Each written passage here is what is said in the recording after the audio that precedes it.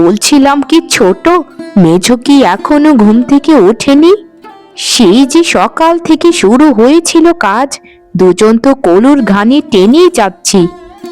মেঝোটা যদি একটু সাহায্য করতো তাহলে ভালো হতো। কি আর বলবো দিদি, ও তো সারাক্ষণ শুধু শুয়েই থাকে, কাজের বেলায় শুধু ফাঁকিবাজি। কতবার করে বলেছি যে দিদি সকাল সকাল ঘুম থেকে উঠে পড়ো, তাহলে তোমার শরীর স্বাস্থ্যটাও ভালো হবে আর সংসারের কাজগুলো একটু এগিয়ে দেওয়া যাবে। কে শুনে কার কথা? আমার তো কোনো কথাই শোনে না দিদি। শুনবে না রে ছোট, শুনবে না। আমাদের কথা মেঝো কোনোদিন শুনেছিল বলতো? এই সংসারে আমরাই তো তিনটে বউ, এই বাড়িটাকে দেখার দায়িত্ব তো আমাদের। সংসারটা যদি তিনজন মিলেমিশে চালাতাম তাহলে বোধহয় আরো ভালো হতো। দিদি ভাই, এটা জীবনেও হবে না, কারণ মেজো দিদি তো চাই না আমাদের সাথে মিলেমিশে চলতে।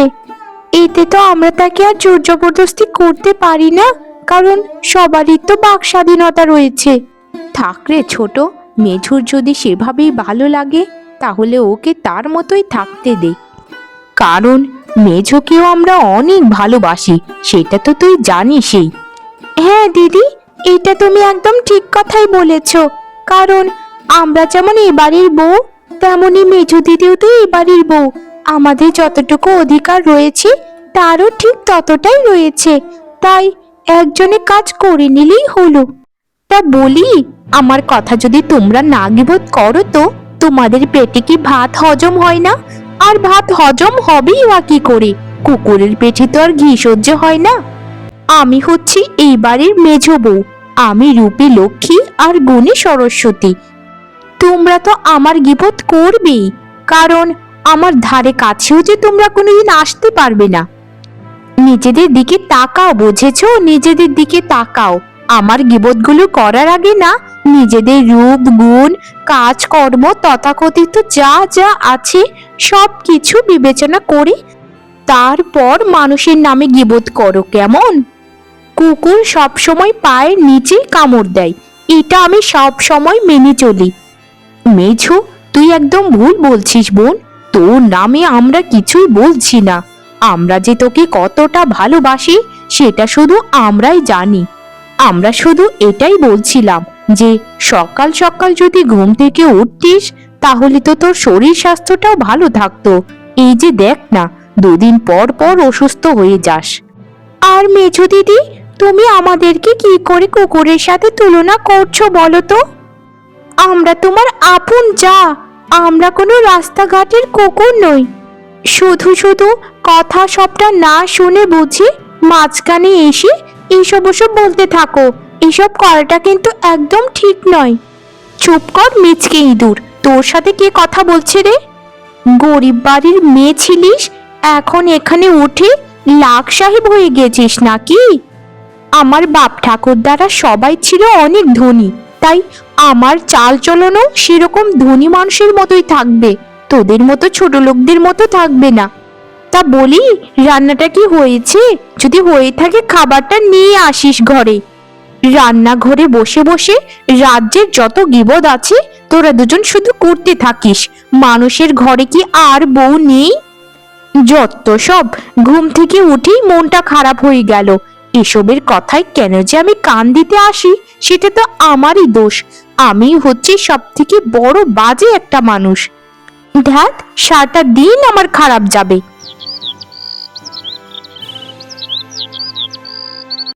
কে রে রঘু, তোর দোকানপাতির কি খবর? তোর তো কোনো দেখাই নেই রে কিছুদিন ধরে। তা তোর সাথে আমার কিছু কথা ছিল রে। যদি তোর সময় থাকে তাহলে তোকে কথাগুলো বলতে পারি আর কি, না হলে চলে যাচ্ছি। নতুন নতুন ব্যবসা খুলেছিস, ভাইকে তো ভুলেই গেলি। আরে মেজিদা, এটা তুমি কেমন কথা বলছো? নিজের দাদাকে কি কেউ ভুলে যায়? বলো বলো দাদা, কি কথা বলো, আমি শোনার জন্য প্রস্তুত আছি। আমি বড় দাদাকে নিয়ে কিছু বলতে চাই তোকে, বুঝেছিস? শোন, বাবার মৃত্যুর আগে যে সম্পত্তিটা ছিল সেটার পুরোটাই ব্যবসার কাজে বড় দাদা দেখাশোনা করছে। সেখান থেকে যে লাভটা আসে সেটা কিন্তু ও পুরোটাই তার পকেটে ভরে নেয়। তাই বলছিলাম যে সম্পত্তিটা যদি 3 ভাইয়ের মধ্যে সমান ভাগে ভাগ করে ফেলি তো কেমন হয়? আমি তো আর এটা একা করতে পারবো না, তাই তোর সম্মতি চাচ্ছি আর কি। এটা তুমি কেমন কথা বলছো মেজদা? বড় দাদা আমাদের পিতার সমতুল্য। সেই ছোটবেলায় মা বাবাকে হারিয়েছি, এরপর থেকেই বড় দাদাই তো আমাদেরকে কোলে পিঠে করে মানুষ করেছেন। আর তোমায় কে সব বললো দাদা যে সবটা টাকাই দাদার পকেটে ভরে নেয়? এ কথাগুলো আমি বিশ্বাস করি না, বুঝেছো? তুই বিশ্বাস করবি কি করে? তুই তো অন্ধ রে, অন্ধ। জানিস না রে, ওই দাদা যে আমাদেরকে মিষ্টি মিষ্টি কথা বলিয়ে বালিয়ে কত কিছু যে কেড়ে নিচ্ছে সেটা শুধু আমিই বুঝতে পারছি। তবে আমি দমে থাকবো না, আমি এর একটা বিহিত করবই করব, কারণ আমি আলাদা হতে চাই। আমার গিন্নিরও এসব ভালো লাগছে না, আমরা আলাদা ভাবে থাকতে চাই। আর কত, আর কত 3টা পরিবার একসাথে থাকবো বলতো? সে যদি তুমি আলাদা থাকতে চাও, সেটা বড় দাদার সাথে খোলাখুলি ভাবে কথা বলো। আমি বড় দাদার থেকে আলাদা হতে পারবো না, কারণ বড় দাদার জন্যই আমি এই পর্যন্ত আসতে পেরেছি। আমি নিজের দাদার সাথে বেইমানি করতে পারবো না, আমাকে ক্ষমা করে দিও মেজদা। আমি তো ওই সম্পত্তি আলাদা ভাগ করেই ছাড়বো, বাড়িটাও আলাদা করব, সমান ভাগে ভাগ করে নেবে সবাই। না হলে আমি কিন্তু খুব খারাপ একটা কাণ্ড ঘটিয়ে ফেলবো, শুধু সময়ের অপেক্ষা। বাহ বাহ গিন্নি, আজকে তো তরকারিটা ভালোই হয়েছে, কিন্তু তুমি খাবে না গিন্নি? তোমার মনটা এরকম খারাপ লাগছে কেন? কিছু কি হয়েছে নাকি? কি হলো গিন্নি, আমার সাথে কথা বলছো না কেন? তোমার মনটা তো আজকে খুবই খারাপ। সংসারে কি কোনো ঝামেলা টামেলা হলো নাকি গিন্নি? খুলে বলো না আমাকে। ঝামেলা বলতে ওরকম তো কোনো ঝামেলা নেই, তবে মেজো বউকে নিয়ে আমাদের একটু সমস্যা হচ্ছে। আমাদের সমস্যা বললে ভুল হবে, সমস্যাটা হচ্ছে আসলে মেজোর।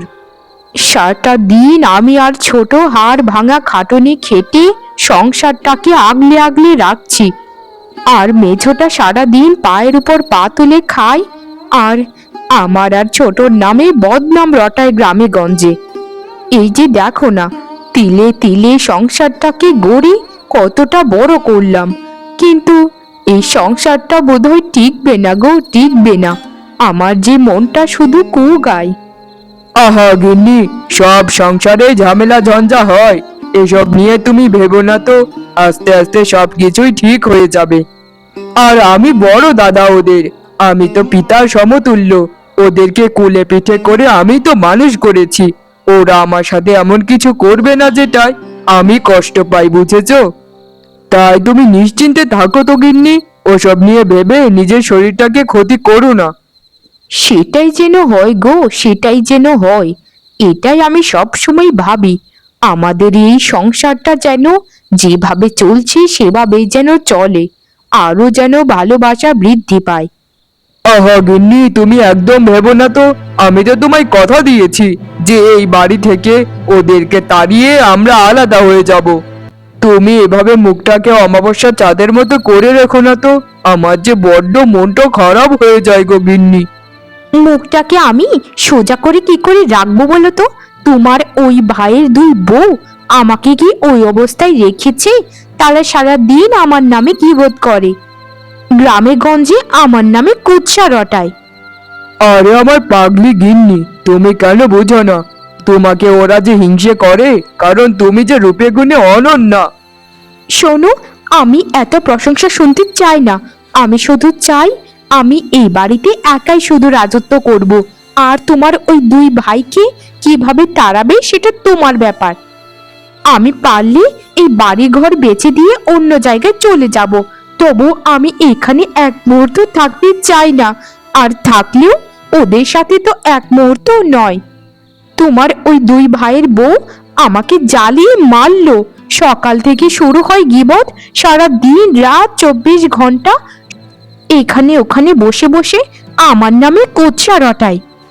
দেখো একদিন এদের জন্য না আমি পাগল হয়ে বের হয়ে যাব, তারপর তুমি আমাকে সারা জীবনের মতো হারিয়ে ফেলবে। চিন্তা করো না গিন্নি, চিন্তা করো না, আমি আর একটা ব্যবস্থা করছি খুব তাড়াতাড়ি। তুমি শুধু একটু অপেক্ষা করো না। জানো গিন্নি আজকে কি হয়েছে? মেজদা তো পাগল হয়ে গেছে, সে আলাদা হতে চায় আমাদের থেকে। আচ্ছা তুমি বলো না গিন্নি, যে দাদা ছোট থেকে কোলে পিঠে করে আমাদেরকে লালন পালন করে বড় করে নিজের জায়গাটা দেখিয়ে দিয়েছে, সেই দাদার সাথে কিভাবে প্রতারণা করতে পারি? ঈশ্বর কি জীবনেও আমাদেরকে ক্ষমা করবে বলো তো তুমি? এইসব তুমি কি কথা বলছো? মেজদা এরকম কথা বলেছি তোমায়? ছি ছি ছি ছি ছি, এরকম স্বার্থপর ভাই আমি জীবনেও কোথাও দেখিনি। আমি জানি গো এটা কার বুদ্ধি, ওই মেজো বউয়ের বুদ্ধি এটা। কারণ মেজদা তো এরকম ছিল না। সবার কাছ থেকে শুনেছি মেজদা নাকি বিয়ের আগে অন্যরকম ছিল, বিয়ে হবার পর থেকে বউয়ের কথাই শুনে শুনে এরকমটা হয়েছে। আমার না মনটা খুব গাইছে, জানি না কি থেকে যে কি হয়। যাই হয়ে যাক না কেন গিন্নি, আমি জীবনেও আলাদা হতে পারবো না বর্দা থেকে। বর্দা আর বৌদি তো আমার পিতামাতার সমতুল্য। বৌদি বিয়ে হয়ে এসেছে অনেকগুলো বছর হয়ে গেছে, তখনও আমি অনেকটাই ছোট। আমাকে বৌদি নিজ সন্তানের মতো লালন পালন করত। আমি কি করে এদেরকে ভুলে যেতে পারি? আসলে গো পৃথিবীটা বড্ড নিষ্ঠুর। না হলে মেজদা এরকমটা কি করে করতে পারে, যেখানে দাদা আর বৌদি কত ভালো মানুষ। এই বাড়িতে বিয়ে হবার পর থেকে আমাকে কোনোদিনও বুঝতে দেয়নি যে আমি অন্য একটা বাড়িতে এসেছি। হ্যাঁ গিন্নি, কি যে হবে বিধাতাই জানে। তবে বিধাতার কাছে এটাই চাই, যেন সবকিছুই ঠিকঠাক ভাবে চলে।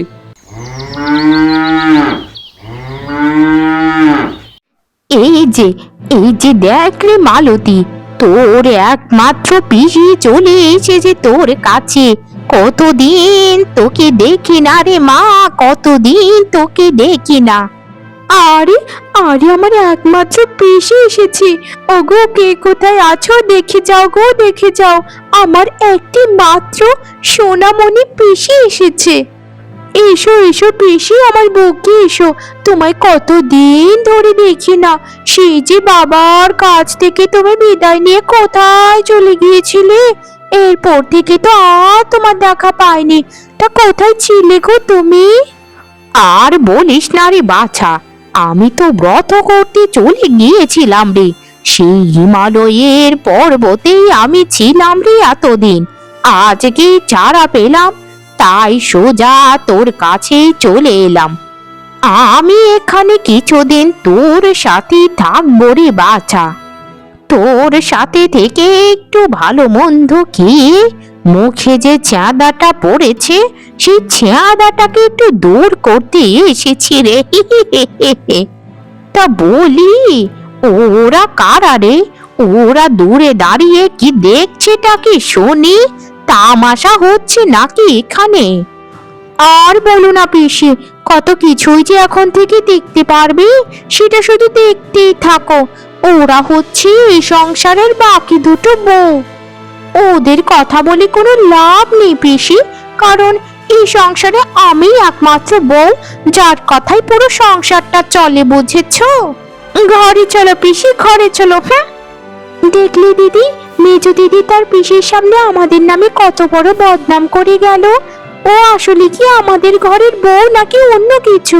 কোনো শত্রুর সামনেও তো শত্রু এরকম আচরণ করে না, যেটা মেজো দিদি আমাদের সঙ্গে করে। জানি না ও কি চায় আমাদের থেকে। ও তো দেখে কি আমাদের কোনো লাভ আছে রে? কথা শুনেই আমাদের যেতে হবে। চল না রে ছোট, একজন অতিথি এসেছে ঘরে, তার তো সেবা আতিথেয়তা সম্পূর্ণভাবে আমাদেরকে করতে হবে, না হলে তো আমাদেরই বদনাম হবে রে। এই বাড়িতে উঠেই তো ভালোই হলো রে বাবা। এই বাড়িতে তো আমার ভাইজির সব থেকে বেশি দাম। আমার ভাইজিটা যেন পুরোপুরি এই বাড়ির অধিকার পায়, সেটাই আমি কালকে করে দেখাবো। ভাইজিকে এমন বুদ্ধি দিয়েছি যে সে কাল সেটা করতে বাধ্য হবে। তারপর তারপর সুর সুর করে সব কিছুর ভাগ হয়ে যাবে। হা হা হা হা হা হা। আমার নাম কোটি বুড়ি। আমি যেখানেই হাত দিই সেখানেই সোনা হয়ে যায়। হা হা হা হা হা হা হা হা। কাল মজা দেখার জন্য অপেক্ষায় রইলাম। জমিদার মশাই, ও জমিদার মশাই, আমাদেরকে বাঁচান জমিদার মশাই। আমার স্বামীর বর্দা আমাদেরকে সম্পত্তির ভাগ দিচ্ছে না ঠিক মতো। কতবার করে চাইলো যে আমাদের সম্পত্তিটা আমাদেরকে বুঝিয়ে দাও, কিন্তু আমাদের কথা না শুনে আমাদেরকে আরো হুমকি দিয়েছে সে। কি বলছো এসব? আমাদের গ্রামে এরকম দুর্নীতি হবে সেটা তো আমি কখনো কল্পনাও করিনি।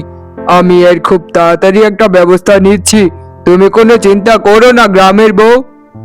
আর শোনো রাজীব, তোমার বড়দাকে আমি ভালো মতোই বুঝিয়ে দেব যেন সম্পত্তিটা ভাগাভাগি করে তিন ভাইয়ের মধ্যে। জমিদার মশাই, তাতে তো খুবই ভালো হয়, কারণ আমার গিন্নিটা না খুবই কষ্টে আছে। ওদের অত্যাচার আর সহ্য হচ্ছে না। সারাদিন আমি বাইরে কাজ করি তো, আর ওরা মিলে আমার গিন্নিকে খুবই মারধর করে। আপনি বলুন না জমিদার মশাই, এটা কি ঠিক কোনো কাজ হলো? না না, এটা তো খুবই জঘন্য একটা কাজ। আমি আজকের মধ্যেই তোমার দাদাকে বলে দেব যেন ও সম্পত্তিটা ঠিকঠাক ভাগ করে নেয়। একটু যদি এদিক ওদিক হয় তো তাকে আমি শুলে চড়াবো, দেখে নিও। ঠিক আছে জমিদার মশাই, আপনি তো আমাদের শেষ ভরসা। আপনার জন্যই তো আমরা কত ভরসা খুঁজে পাই। আপনি যদি না থাকতেন না, তাহলে আমাদের দুজনের গ্রাম ছাড়া হওয়া ছাড়া আর কোনো উপায়ই ছিল না বেঁচে। আপনি সব সময় ভালো থাকবেন জমিদার মশাই, এই আশাই আমরা সব সময় করি। আমরা তাহলে যাই জমিদার মশাই। ছোট থেকে যে ভাইকে আমি নিজের সন্তানের মতো মানুষ করেছি, সে ভাই জমিদারের কাছে উল্টো পাল্টা বলে এসেছে আমার নামে। তার থেকে লজ্জার আর ঘৃণার কি এ পৃথিবীতে আর কিছু আছে? আর তুই খোঁচা করে বলতি যে আমাদের সাথে তুই থাকতে চাস না, তাহলেই তো আমি এখান থেকে চলে যাই সারা জীবনের মতো। শোনো তোমরা, আমার স্বামী এই বাড়িটা তোমাদের দু ভাইয়ের মধ্যেই ভাগ করে দিয়ে গেল। না বর্দা, না দিদি, এরকমটা তোমরা করো না। আমরা চাই না তোমাদের থেকে আলাদা হতে। আমরা চাই সারা জীবন যেন সবাই একসাথে থাকতে পারি। মেজেতার জন্য তোমরা চলে যেও না। আমাদের কথাও একটু ভাবো, দয়া করে যেও না। পাগলিকে না বলে আর ছাগলিকে না খায়। তোমরা চলে যাচ্ছ তো যাও না, এখানে দাঁড়িয়ে দাঁড়িয়ে এখানে কি শুরু করেছেটা কি শুনি? তোমরা যদি এতই মিল হয়ে থাকো, তাহলে তোমার ছোট ভাইকেও নিয়ে যাও না তোমাদের সাথে করে। আমাদেরকে পুরো বাড়িটা দিয়ে দিলেই তো হয়। এত নাটক করার কি আছেটা কি শুনি? যাত্রাপালার মঞ্চ বানিয়ে ফেলেছি এই সংসারটাকে। দাদা বৌদি, আমি সত্যি লজ্জিত। তোমাদের ছোট ভাই হয়ে তোমাদেরকে সম্মানটা দিতে পারলাম না। নিয়তির কাছে হেরে গেলাম আমরা। আমি চাইলে জোর করে সবকিছুই করে নিতে পারতাম, কিন্তু ওই যে সম্মানের ভয়, লোকে কি বলবে। না ভাই, তোমার কিচ্ছু করতে হবে না। শুধু আমাদের জন্য আশীর্বাদ করো যেন আমরা যেখানে থাকি না কেন ভালো থাকি, আর তোমরাও শান্তিতে থেকো, কেমন? এই সংসারের প্রতি একটা আলাদাই মায়া ছিল, সেই মায়াটা রেখে আর কি লাভ? এই সংসার তো আমাদেরকে চায় না। শোনো, এখানে কিন্তু বর্দা নেই যে আমাদের মুখের উপর তোমরা কথা বলবে। বর্তমানে আমরাই সবাই পরিবারের। বেশি করলে না জমিদার মশাইয়ের কাছে আবার একটা নালিশ করব, তোমাদেরকেও ঘাড় ধাক্কা দিয়ে বের করে দেবে। তাই যত চুপচাপ থাকবে ততই ভালো। কিন্তু বৌদি, এটা তো অন্যায়, কারণ দাদার পুরনো ব্যবসাটা কত কষ্ট করে দাঁড় করিয়েছিল সেটা কি তুমি জানো? দাদার ব্যবসাটাকে তোমরা অন্যের কাছে বিক্রি করে দিতে চাইছো, এটা তো খুবই অন্যায় কাজ। এটা আমি আমার জীবন থাকতেও হতে দেব না, বুঝেছো তোমরা? আরে যা যা, তুই যেটা ইচ্ছে সেটাই করে নে, কিন্তু আমি যেটা বলেছি সেটাই হবে এই বাড়িতে। ছোট আছিস, ছোটর মতো থাক, এত বড় হবার চেষ্টা করবি না। নিজেকে কি ভেবেছিস খুব বড় কেউ হয়ে গেছিস? ঘাড় ধাক্কা দিয়ে না তোকে আর তোর বউকে বের করে দেব। পাজির পা ছাড়া শয়তানের গা ঝাড়া। রাজীব, এই হতচ্ছাড়া রাজীব, বাড়িতে আছিস নাকি রে? তাড়াতাড়ি বেরিয়ে আয় বলছি। তোর এই বাড়ি, জমি, সম্পত্তি, ব্যবসা সবকিছু এখন থেকে আমার। আমার কাছ থেকে লাখ লাখ টাকা নিয়ে বেঁচে গিয়েছিস নাকি? সব সম্পত্তির দলিল কিন্তু আমার কাছেই আছে। তাড়াতাড়ি বেরিয়ে আয় বলছি, না হলে কিন্তু তোকে নিয়ে থানায় যেতে দেরি হবে না আমার। আরে মোড়ল মশাই, এটা আপনি কি কথা বলছেন? রাজীব দাদা কি করেছে আপনার সাথে? আমি তো কিছু বুঝতে পারছি না মোড়ল মশাই, একটু খোলসা করে বলুন তো। আর রাজীব দাদার বউ তো সকাল থেকে বাড়িতে নেই, কোথায় জানি চলে গেল। ওই হতচ্ছাড়া বাড়িতে থাকবে কি করে বলতো? এই বাড়ি, ব্যবসা, সম্পত্তি সবকিছুই তো আমার কাছে বন্ধক রেখে অনেকগুলো টাকা নিয়েছিল রে। ওই টাকা শোধ করতে পারিনি, তাই সবকিছু আমার এখন থেকে। কি বলছিস রে তুই ছোট? রাজীব সব কিছু বিক্রি করে দিয়ে পালিয়ে গেছে। জীবন ভর আমি কি করলাম তোদের জন্য, আর আজকে রাজীব এটা আমাদের সাথে করতে পারলো কি করে? কিভাবে কিভাবে আমার বাবার সম্পত্তি বিক্রি করে দিতে পারলো? দাদা, তুমি কোনো চিন্তা করো না, ওর বিচার ঈশ্বর নিজেই করবেন। আমি জানি না গো দাদা, জানি না ও কিভাবে এত স্বার্থপর হয়ে গেল। নিজের বউয়ের কথা বেশি চিন্তা করেছে আমাদের থেকে। তাও যদি নিজের বউ ভালো কিছু চিন্তা করতো তাও শুনতো, কিন্তু তার বউ তো সব কূটনীতি শিখিয়েছে তাকে। যেটা কপালে নেই সেটা বলে কি লাভ গো? শুধু শুধু চোখের জল পেলো না তো। শোনো তোমরা, তোমাদেরও তো থাকার কোনো জায়গা নেই। এই নদীর পাড়ের ভাঙা বাড়িটাই তো এখন থেকে আমাদের সম্বল।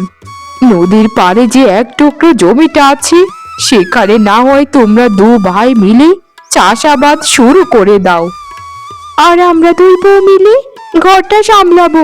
তোমরা বাইরে কাজ করবে আর আমরা ঘরের কাজ করব। এভাবেই আমাদের বাকি দিনগুলো কেটে যাবে। কপালে যা লেখা ছিল তাই হয়েছে, কিন্তু মেজদা আমাদের সঙ্গে বেশি অন্যায় করে ফেলেছে। মেজদাকে ঈশ্বর কোনোদিন ক্ষমা করবে না, কোনোদিন না।